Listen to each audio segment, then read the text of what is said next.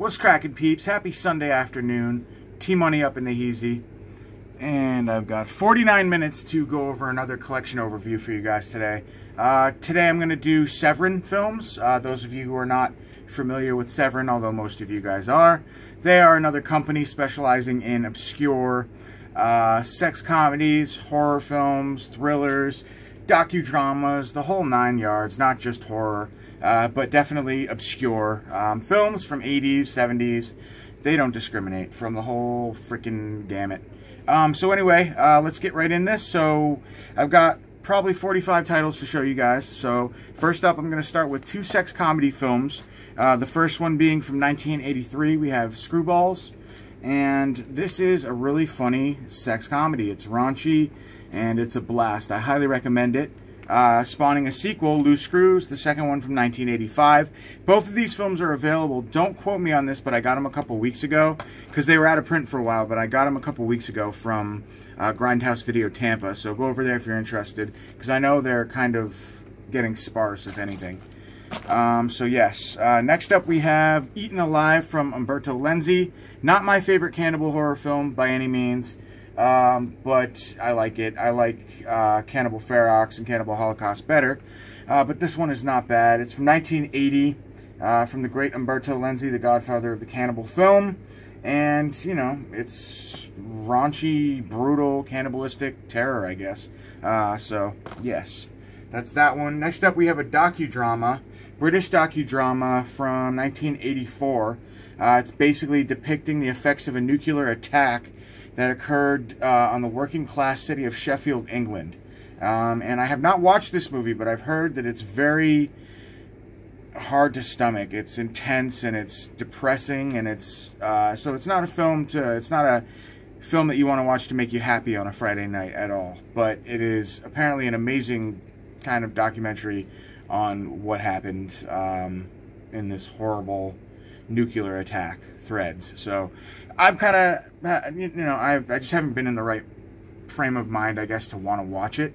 But I will eventually because I heard it's terrific for what it is. Next up, we have the classic Jack the Ripper, one of many great Jack the Ripper films that I love. This one's from 1959, black and white. And yeah, I mean, on the back it says, just as scary and fun as many of the other Ripper movies we've seen since, which is true. It's great. And I love me, Jack the Ripper, so I can't really get enough of this, the story, basically. So it kind of fascinates me. So that's that one.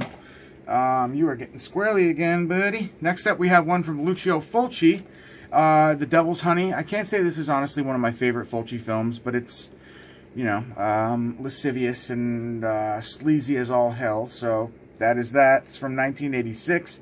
By the way, all of their slipcover editions, I believe, are limited. This one being 698 out of 1,000, but you can still get, I think they print a good amount of standard editions once the slips go. You are not going through there. No. He's got his head through my thing. I got to be careful with this guy. Next up, we have an amazing film. Ritual horror film, I guess. What did I want to say? Religious ritual horror film. The Devil's Reign, amazing. Some of the effects, the mutation sequences in this film are just amazing. Many of you guys have probably seen this and know what I'm talking about. But it's The Devil's Reign from 1975, an early role from John Travolta, of course, William Shatner, Ernest Borgnine. And yeah, it's great. A lot of fun. Number 671 out of 1,500. I have to stop describing films as fun because I feel like it's kind of a vague adjective.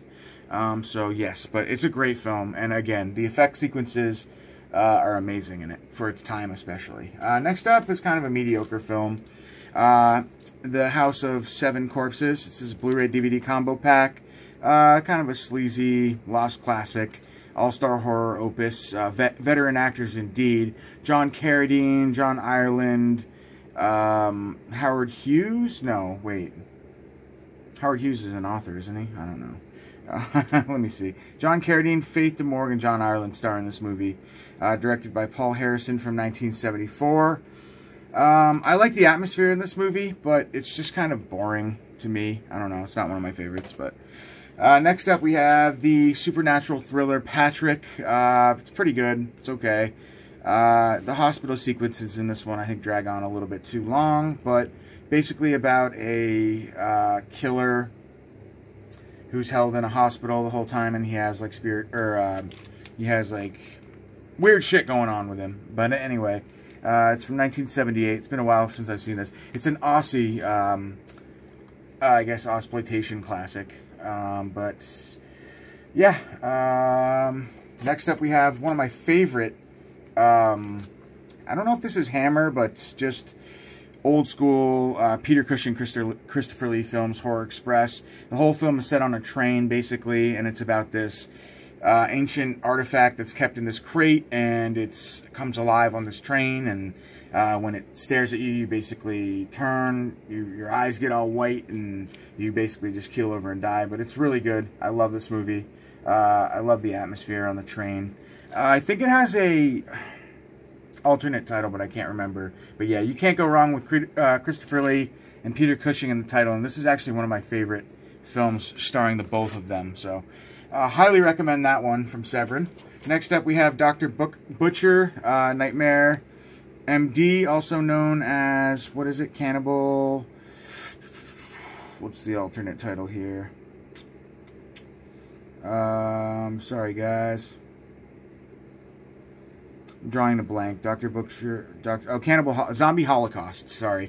This one's okay. This release is definitely way better than the Shriek Show Blu-ray that came out. If you've seen the Shriek Show Blu-ray, you know what I'm talking about. There are sequences where it's just the editing is so poor. I can't even remember. Like anyway, this is a way better transfer, a way better edit, a way better cut of the film. You do have the option to watch Dr. Butcher MD or Zombie Holocaust, either one, but it's fun. Kind of a very cliche ripoff of all the zombie island like zombie type flicks that were coming out in the 70s, Fulci style. But yeah, it's fun. I enjoy it. It's got the Mad Doctor, the island, the zombies being created, and yeah, starts off in New York City, I think, and then it goes to. But it's kind of unique in the sense that it blends cannibalism, I guess, in the zombie genre, so hence the title Cannibal Holocaust, but it's enjoyable for what it is. Next up, we have two Jess Franco flicks that just were released. They're now doing them in black cases. Symphonia Erotica, I haven't seen this one yet, but I'm guessing it's a sleazy sexploitation flick. Don't really know much about it. And then we have this one I was more interested in, Jess Franco's The Sadist of Notre Dame. From 1979. The infamous Franco rarity, now uncut and uncensored in HD for the first time ever, featuring all kinds of different documentaries and interviews and stuff like that. So really cool. And we have the classic Blackenstein, blaxploitation. I love blaxploitation that involves horror, Dracula, blaxploitation, hence Blackula, Blackenstein, stuff like that. I like blaxploitation, but I especially like it when it's horror blaxploitation. So this is a fun one. I don't think it's as good as the Blackula films, but who says you have to compare them anyway?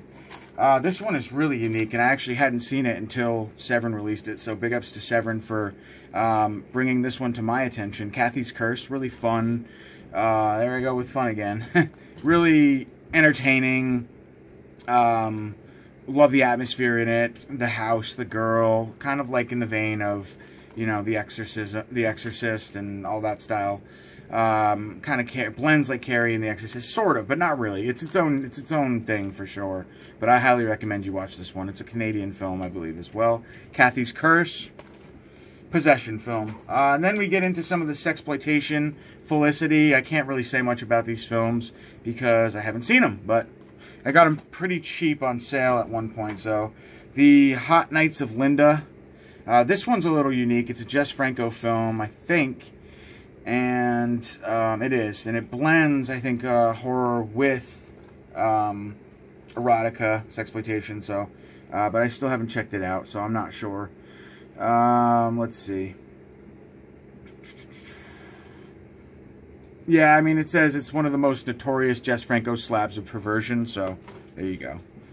Next up, we have Thirst, which I have not even opened. I have this movie I think on several different company releases, but starring David Hemmings, Henry Silva, and it's crazy. It's basically a vampire flick. They star as executives of an international blood-drinking cartel known as the Brotherhood, but when they abduct a descendant of Elizabeth Bathory to reboot her, she must escape before... Yeah, it's good. It's enjoyable. Vampire flick from 1979.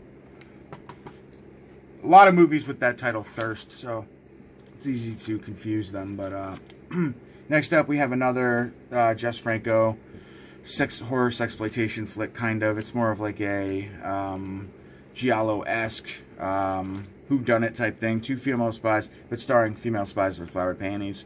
So, 70s erotic thriller restored for the first time in HD. So-so film. Love this film very much. I think it's Greek. Dark Water. Directed by Mariano Baino. This film is fantastic. Mood 616 had recommended this one a while back, I think, to me, and I oh my god. Yeah, I just wanted to check it out for sure, and I really, really enjoyed it. The atmosphere in this film is excellent. It's like a dream. You know, dealing with a remote island, and it's just really good. Stunning and horrifying, filmed on location along the grim Ukraine coast. That's right. Beautiful oceanic shots and stuff. Highly recommended. It's a unique film as well. Then we go back into the other hell with some more nunsploitation, nun horror. Pretty good film. Used to have the whatchamacallit, Shriek Show release of this film as well, but it's good. Alright, next up we have the double feature of Axed and Kidnapped Coed. Axe, I'm sorry. I enjoy Axe quite a bit. Kidnapped Coed I have not seen, but it's, you know, another kind of sleazy, gratuitous... Why do I keep saying gratuitous? It's the wrong word. Axe. It's like a, you know, a grimy, grindhouse-feely slasher flick. You know, along the lines of, like, Pieces and stuff like that. Very, very, from the 70s, though, so I guess it's proto-slasher, but you could call it that. But I like the film. Axe is great. One of my favorite films, definitely one of my favorites released by Severin. One of my favorite films in general, Beyond the Darkness. I love this movie. So good. Basically about a man who is obsessed with his dead wife, and he wants to keep her alive, even though, or he wants to keep her, even though she's dead, and he's basically just like, just watch the movie. It's fantastic. There's some weird shit going on in this movie as well, like with his, the maid in his house. She's like obsessed with him and is okay with the fact that he's keeping his dead wife basically in bed with him. It's really, really fucked up. Boy Omega, aka Beyond the Darkness, Joe D'Amato's best film in my opinion by far. Necrophilia deals with that, but it's good. It's really good. I like it way better than like the other films, Necromantic 2. I think it's way better. God, I hate how my hair's like parted like that. Anyway, Bloody Birthday, one of my favorite killer kid flicks for sure. Highly recommend you guys check this one out. Yeah, can't go wrong. Killer Kids, baby. Film is from 1981 as well. And it's just, this one is fun. That, I don't mind using that description for that. The Manson Family, probably one of my favorites. Aside from Helter Skelter, it's probably my second favorite rendition or telling of the Manson family story, I guess. It's good. Yeah, if you're into that sort of thing. Jim Van Weber directed that one. Or Van Weber, however you say it. Bag Boy, Lover Boy. I actually really like this film. I thought the dude who played the bag boy in this was really good character actor. He was great for the role. It's basically about this New York City hot dog cart dude, bag boy, lover boy, who meets this dude who comes up to the hot dog cart, and he's a photographer, fancy schmancy photographer, and they become friends. He gives him the keys to go up into his studio to take some pictures. For whatever reason, he thinks this guy has like a lot of potential to become this amazing photographer or something. It's really weird. And then the fancy schmancy photographer dude goes away on some sort of business trip or something, and dude takes his keys and starts murdering women up in the studio. But it's really good. I recommend it. It's fun. Ah, fuck. That's the theme of this video. How many times am I going to say fun? Misdiagnosed synopsis by saying fun. Next up, one that I'm honestly not that interested in, Future Shock AD. I guess it's like a documentary on comic stuff, which is not really my thing, Marvel and all that. This movie is pretty bad. Killer Birds, Birdemic. Yeah, I can't really recommend this one, but it's you know, it's entertaining, amusing, enjoyable for a shitty killer bird flick. Next up, hey Pipsina, how you doing, baby girl? We have House on Straw Hill. This is a pretty cool film. It's okay. For whatever reason, it reminds me of The House of Seven Corpses, even though they're two completely different films. It's an erotic thriller, lots of nudity and graphic violence. You can't really go wrong. It's from 1976. Then we have an amazing film, Christopher Lee and Count Dracula. I enjoy this quite a bit. Very atmospheric, great atmosphere. Christopher Lee as Dracula, you really can't go wrong. And I love this movie, one of my favorite proto-slashers. We have In Massacre. This is from 1976. Great movie. Can't go wrong. Again, you know, it's kind of along the lines of any other slasher film from the mid-70s and early 80s. And it's sleazy, and it looks really good. This is 88 Films released this movie as well, but I'd say this is the best version available. A lot of fun. There I go again. I'm just gonna ignore myself. Then we have this fucked up movie, The Sinful Dwarf. This is it's cool, it's strange, it's bizarre, it's vile, it's fucking weird. Check it out though, I guess. It's one of those really weird Beyond the Darkness type relationship, oddball type film. Then we have an amazing When Animals Attack creature. This was such a pleasant surprise. I had never heard of this movie, and I knew I was going to love it right from the get-go, right when I watched the trailer for this flick. But yeah, it's really good Italian When Nature Attacks flick from 1983, and it is directed by... Who's it directed by? Franco E. Prosperi? Godfather of Mondo, I guess. I don't know. I thought it was directed by a more familiar director. Yeah, it's Franco E. Prosperi, but it's Italian and it's great. Next up, we have Barbara Steele in the classic Nightmare Castle. Now, they were doing signed editions of this, and I could have sworn that I purchased the signed edition, and this is not signed, so I don't know what happened there, but I kind of spaced on it. But yeah, it's a good horror film for sure. I love it. Nightmare Castle, black and white, 1965, highly atmospheric, really enjoy it. And Bloody Moon, great little slasher, proto-slasher. Well, I guess it's a regular slasher. Jess Franco, one of my favorites just because it's sleazy, but it's not as much. I like the Jess Franco stuff that's more straightforward, not so sexual. Granted, you have your sexy, what is it? Scantily clad women, of course. It's a Jess Franco film, but it's a slasher film at heart, and I like it for that. I think I really like the killer in that one. I'm drawing a blank. I think it's that film, though. Devolved. I've never seen this. Don't really know much about it. Satire. A raucous teen portrait of sex, drugs, and Mexican rock and roll. Okay, so, yeah. It's more of that than it is horror. Haven't seen it yet. And this movie, another pleasant surprise. Not really horror at all. More like an older version of The Hunger Games. Turkey Shoot is amazing. I really, really recommend you guys check this out. It takes place in the future. Defiant citizens are labeled as deviants and sentenced to brutal behavioral modification camps. But when the prisoners, played by Steve Railback in an amazing role, and Olivia Hussey, another amazing Hussey, basically fight back, they're chosen as human prey for rich people to hunt. They're thrust into a nightmare of depravity, dismemberment, cleaved skulls, exploding heads, lesbians with crossbows, and it's just awesome. It's a lot of fun. And another fucked up movie from Severin Films. We have The Baby. Just watched this movie. It's so oddball, but I like it a lot. It's so weird. It's basically like this grown-ass man who is a baby kept in a crib, and all hell breaks loose and shit goes batshit insane. We have a double feature, Cannibal feature, The Devil Hunter from Jess Franco, and Cannibal Terror. I do have a box set of this that I forgot to include or show you guys in this update, but that's okay. For time's sake, we're going to keep these it's just the Blu-rays for this. But, let's see. Cannibal Terrorist from 81, Devil Hunters from 1980. They're both pretty good, kind of like second or third tier cannibal flicks. And then this film was pretty cool too, The Survivor.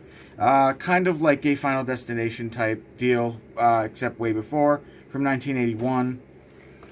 And we have an amazing documentary on the doomed story of Island of Dr. Moreau. This is a pretty interesting film, for sure. Basically just talks about why that movie failed and what the hell happened to it. It's called Lost Soul, The Doomed Journey of Richard Stanley's Island of Dr. Moreau.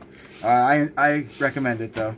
And getting down to the wire here now, this is my last Severin film, and then I have a couple Intervision films, and I'm actually going to go grab my Intervision DVDs, too, to show you guys. We have Hardwire, sorry. This is a pretty cool movie as well.